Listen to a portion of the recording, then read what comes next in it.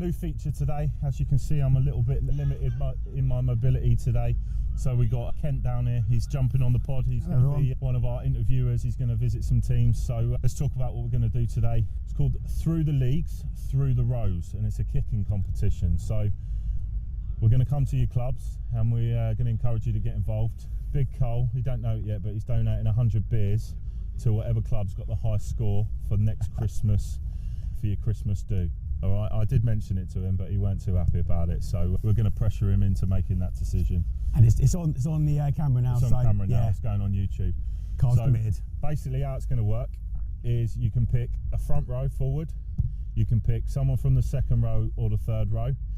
You can pick a centre, and you can pick a winger. Okay. Now they will get a choice as to how far away from the goal posts they're going to get to kick it. Depending on how brave they're feeling, they can choose the distance that they feel comfortable with.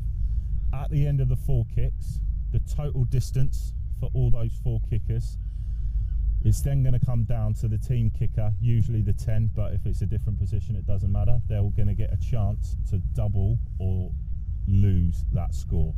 So they are going to have to kick from 30 metres. Okay, we're going to flip a coin, and it's either going to be from the left side of the field or the right side of the field on the 5 metre line. So no pressure on the kickers there, is it? On everything riding on them now. Basically, the club honour all lands with the club kicker, and the score can go from 0 to hero within 1 kick. So, without further ado, we'll crack on. They've picked some big boys for the kicking this time, so we'll get them to introduce themselves, and we'll see how they get on. I'm Bailey, centre, and I'm kicking it from 33 out. Ooh.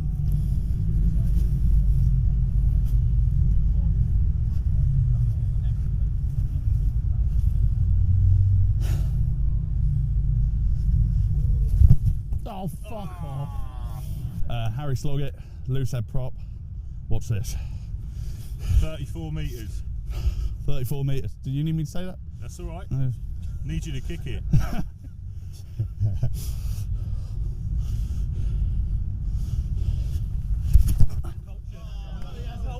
Oh! This left. Yep. Lewis Murray, second row, 40 metres.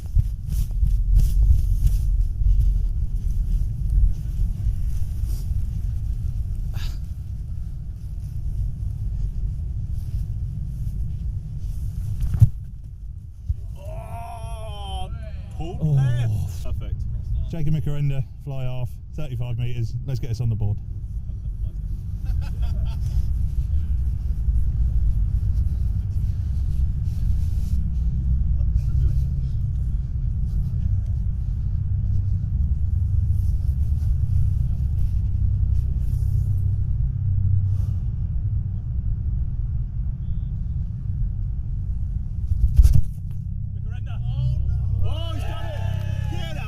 Stayed in. Let's go. Flipped a coin, landed on the right hand side of the pitch, right for a kicker, so it's going to be a bit of a challenge. Got 35 points to double, so hopefully we get this over. Sam Masters, fullback. Let's go. Let's go. Come on. 35 or 70. Here we go.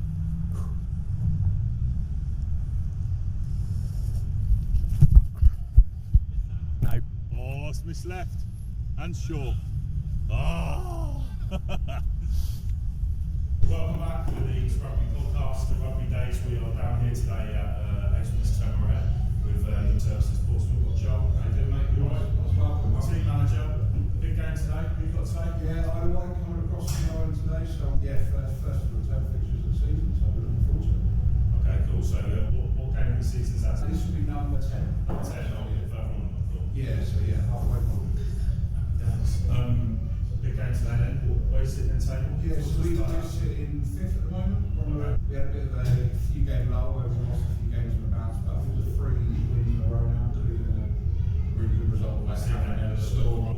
Yeah, and we can be a bit flashy like that sometimes, but that's the nature of the level, right? Yeah. It can change a lot of playing and stuff like that. No, we're doing well. You mentioned player availability. Talk to me about that. Have you got a good group of lads that turn up with you? We've got a really good core group who, quite frankly, some of them couldn't play at a high level, so we're very lucky with that. The next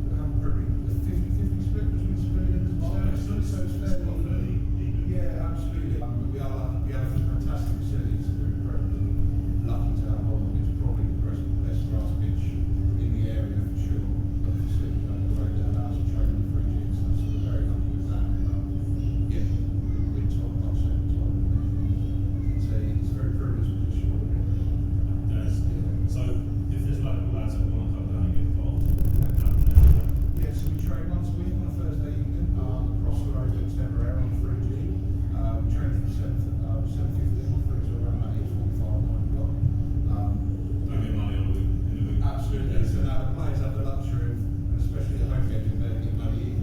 The kit washing is a lot easier here than it is at other places. Put it that way. Yeah. So team's going well. Yeah. Big fixture today. Yeah, absolutely. How long have you been here? I've been here, feels like a very long time. I've been here around about 7 or 8 years. So I came in with a chap who came in to be DIY a few years ago, being the 17 manager. He got a fantastic opportunity up the league up with Brighton, and I accidentally kind of stepped into the role unofficially. And I did play at a younger level. I gave up fairly early doors. Alcohol and football was a lot easier, to be fair, and the alcohol definitely took precedence at some stage. But for me, this was an opportunity to get back into rugby without having to. It's nice to be able to get something back in it. I mean, it's a little bit like ourselves. We like to be able to get involved in it. That's it. Have a hand in with that. Exactly that. And I'm really lucky to have a great group of lads to make that commitment really easy, to be honest with you. They're a really good group. Yeah, fortunate to be here with it. Happy days. Right, we won't keep you much longer. I want a couple of things from you. I want a score prediction for today. Okay. So school prediction, I've I've got back the boys. We had a good performance when we went over to the island earlier on the season, so I'm going to bonus point win. Bonus point. Yeah, I'm going to we like that. A little bit of confidence. Absolutely. Hopefully see some free flying around here today. I've seen some clips of some of your boys that are tasty, aren't they? So We've got some talent out there. We've got some talent, and I think this fixture is an interesting one. It's a bit of a mixture of styles. Right. We like to get the ball as far away from the back as possible, as quickly as possible. Where I don't like to set up to try and play a little bit. So it works with a really nice mesh. And with the weather today, I think it might favour us a little bit. So next to nice. I'm home ground.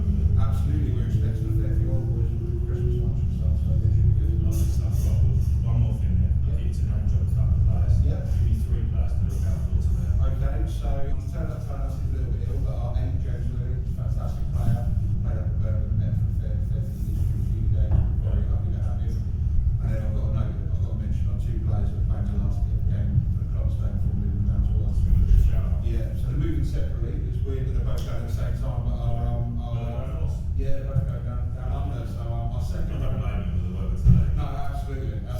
Get some sun in. But our second row is also our club captain, Lewis Murray, happened to play for our Ways previous club, so it's kind of brilliant start. A little bit of a tasty fruit today then. Absolutely. And then our open side prop, Harry Sloggett, who I'm sure will be a fan favourite of the room. Also, it's our friend as well. So hopefully they get go out with the fan. Right, well, brilliant. Thanks very much. Absolutely. And I hope you have a great game today. Absolutely. Thank you very much. What we've got here, we've got Rory, and he is I'm the chairman of US Portsmouth Juniors Rugby Club. Perfect. So, Rory, tell us a bit more about yourself, what you do in the area for the club to try and bring these youngsters through and into the game. So US Portsmouth and the juniors are linked to the senior club, and we exist slightly separately, but we play in the same location. We mainly train on the 3G pitch at Temeraire, which gives us access to the pitch all year round, which not all the local clubs have the benefit of doing, but it does mean we have constant conditions to play on. We grab kids from all around the local area, noting that there are lots of clubs around Portsmouth, so we tend to focus on Central South Sea, and obviously with playing in a military establishment, then we have a cadre of military parents and children who come along, but it only makes up about 1/3 of the people that we have. I say, through my years of playing in the area, US Portsmouth have always been well known for dipping into the sort of the service side of it, bringing him in, and we know your first team can strengthen a weaken depending who's deployed, but that works for the children as well. So if new family come into the area, do you look to try and get their kids involved if they're staying full time? So we advertise locally all round. We do go out into the military WhatsApp groups, etc., reaching out to people who come. But to be honest, most people approach through the website. Cool. And they email me, and we get a very steady stream all through the year of people signing up. Coming in normally at the youngest group, so 6-year-olds going into the under 7s and under 8s group. They're our youngest, so year 2, and then all the way up to 16. And as the junior club, we look after the Colts on behalf of the seniors as well.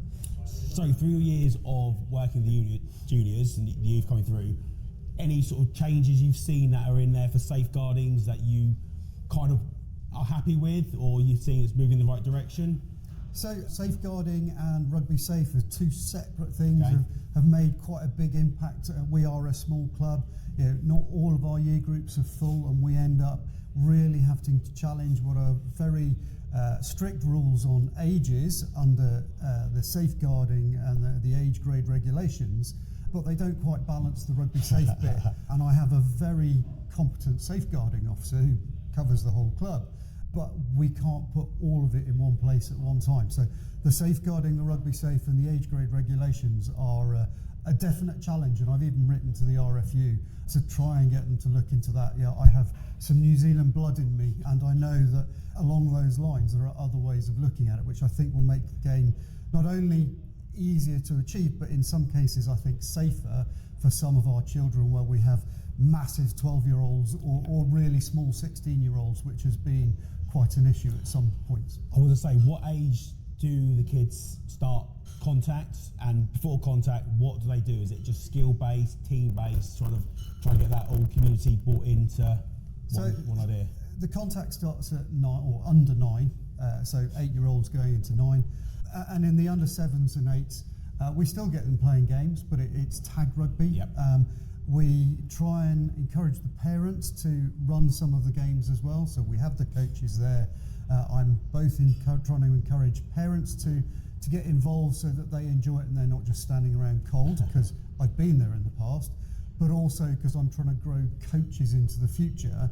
Although I did play rugby a long time ago, I'm no massive player and I haven't played for US, but I did take on the coaching halfway through, which actually made it more fun to be involved with it. So we need to grow the coaches through the period. And I'm trying to convince them that they don't actually need to know how to play rugby to coach, certainly the youngest kids, and the rest of it, there are all the courses that will help you learn the skills to coach all the way through.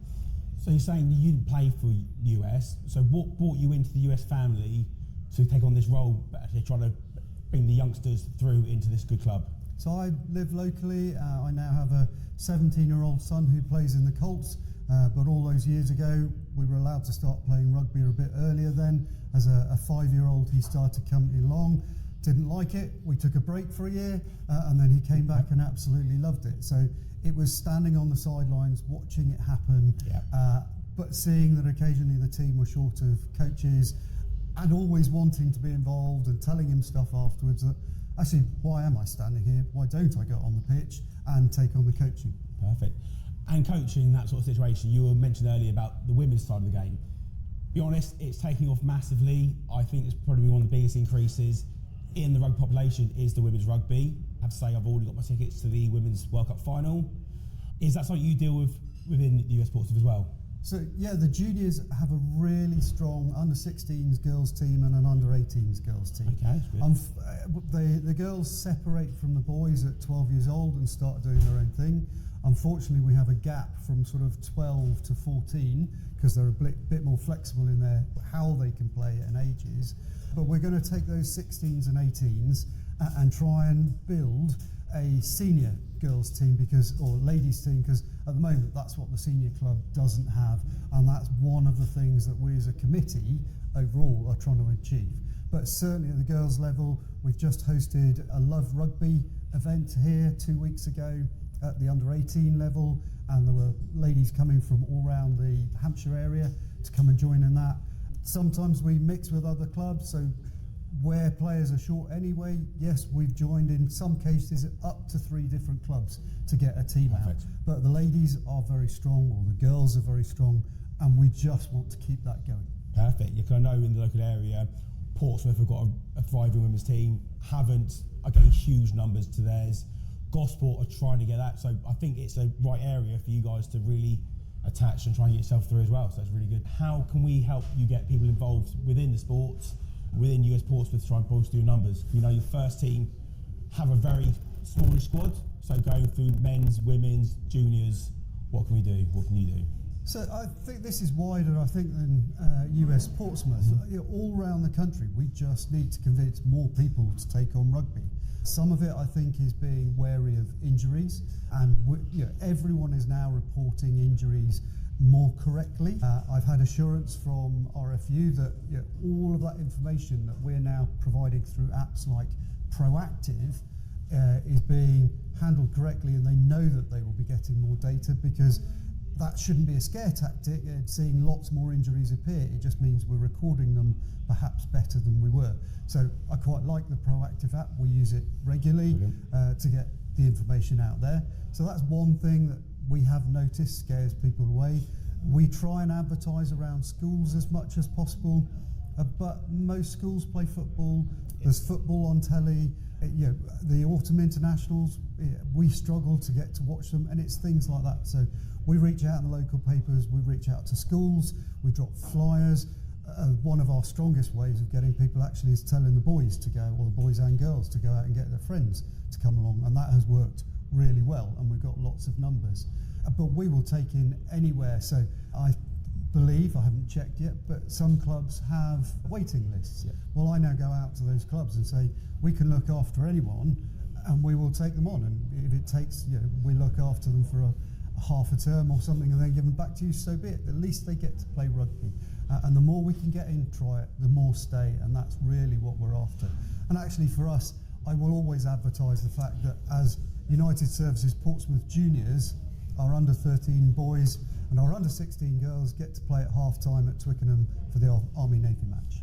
Perfect. And he's saying with your training facilities, having the 3G pitch allows the kids and the parents not to have so much washing. There's not a fear of getting cold, muddy, like used to be the old fun old days when we were younger, and you come at cake head toe and get the hose pipe treatment outside. So I would actually turn that round and go, it's the downside of it, because where we have played away in the last couple of weeks in the various storms, the boys have come back absolutely covered in mud, and that's some of the bits they love. And we still have to do the washing here, because certainly at the teenage boy level, they still smell, trust me. I go in around boys who are nearly half a foot taller than me, and it's sometimes unpleasant, but it is fun watching them enjoying themselves. But it does mean where it's too muddy, too wet somewhere else, we don't always have to cancel games. If we can fit it in here, then we'll just swap things around. No, brilliant. Again, thank you for your time. Thanks for getting your message across. And hope you keep going forward and improving the rugby in the South Coast and Portsmouth area. We certainly hope so. Thank you very much. Thank you. A couple of lads from the juniors team. What age are you? What's your name, mate? Evan Nash, under 14s. Under 14, what's your name? David Pepple, under 14s. Cool, how long have you been playing for United Services? I've been here since under 8s. Oh wow, so 6 years, Yeah. Brilliant. How long yourself? I've been playing for about 4 years now. You love it? Yeah. What's the best part about playing for United Services Portsmouth? Probably just like all the opportunities the club gives you, and just like the friendships we made throughout, the teammates and stuff. Brilliant. What about yourself? I also think it's a community, how we all train together and we all know each other very well. Cool. And am I right in believing you both got to play at Twickenham this year, is that right? Yeah. Cool, that must have been special. Yeah, we played in the inter-services match at half-time in the tournament. So Army-Navy, is that right? Yeah, so it was a knockout tournament and we ended up getting into the final Oh, brilliant. at half-time. Either of you score? No. Nah, next time then. Oh, nice to meet you boys, have a good day today. Thank you. Hi, we've got David here. David, please explain a bit about yourself, what you do, what's important to yourself about the US Portsmouth, please. So, Lieutenant Commander David Thompson. I'm a commissioned officer in the Royal Navy. I'm also Vice Chair here at United Services Rugby, and have been so since May when I was voted in at the AGM. My role in the Rugby Club is to coordinate some on-field activity, but mainly the off-field activity, assisting the chair in the committee, moving the club forward. Brilliant. So, and they're saying to help move the club forward, is this kind of within the club, as in socially, within like the community?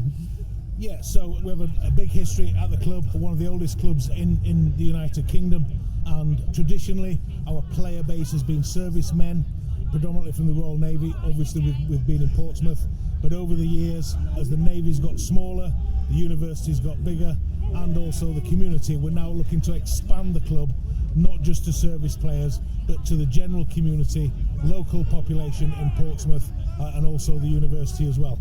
So we're looking to be an inclusive club for men's, women's and juniors at all ages. Perfect. As you said, your club's very in the history of having the servicemen, but now trying to branch out of that into the community, make it more inclusive of everyone.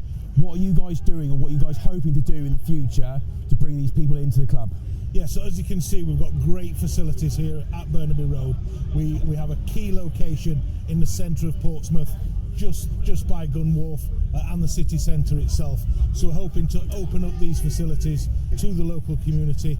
So we're engaging with schools. We're trying to re-engage with the military, which I think has been lost over the years. So we started this season, for example, with only one member of the Royal Navy playing for the club. We're now up to 12. We started the season with only one student playing for the club.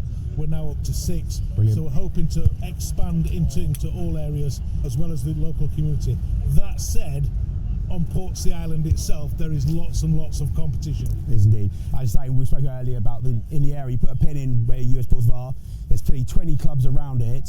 So what are you guys are trying to do to make yourself, not say stand out for the crowd, but have certain clubs that we know who take most of the talent? How are we doing to try and bring them back into Portsmouth, try and centre them and make it more local and more stick to one club?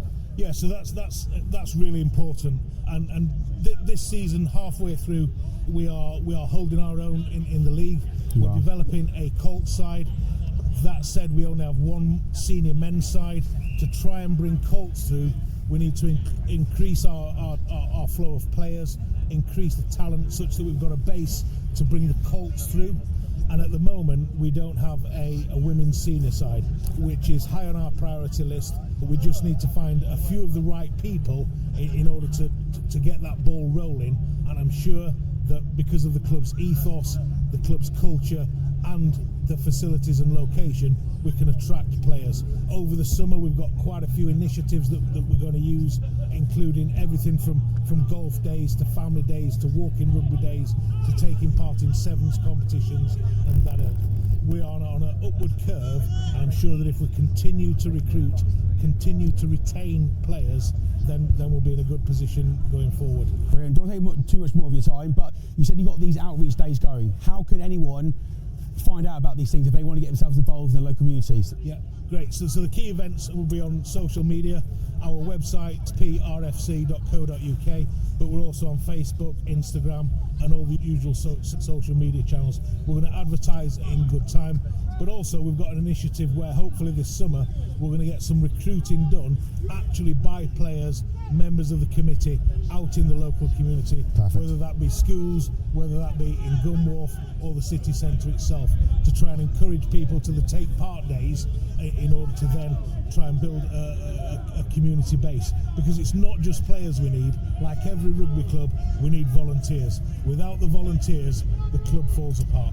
Do you know what you say seems to be taking the club in the right direction? It looks like Portsmouth US could actually have a really good future. Again, David, again, thank you for your time. Thank you. Have a good day, all right? Thank you, and you're welcome anytime. Thank you very much. Thank you very much. Hey, we're very lucky. We have Sarah here. Sarah, if you'd like to please explain a bit about yourself and your history, please. Thank you. Thank you, Ken. Hello, my name is Sarah Oakley and I am the Vice Chair of Royal Navy Rugby Union, and I'm here today to watch United Services Portsmouth Rugby Football Club play. And United Services Portsmouth is one of our member clubs of the Royal Navy Rugby Union, so we're delighted to be here, seeing them take to the pitch on an amazing day. We've been quite lucky with the way they're seen. The last couple of weeks has been absolutely shocking.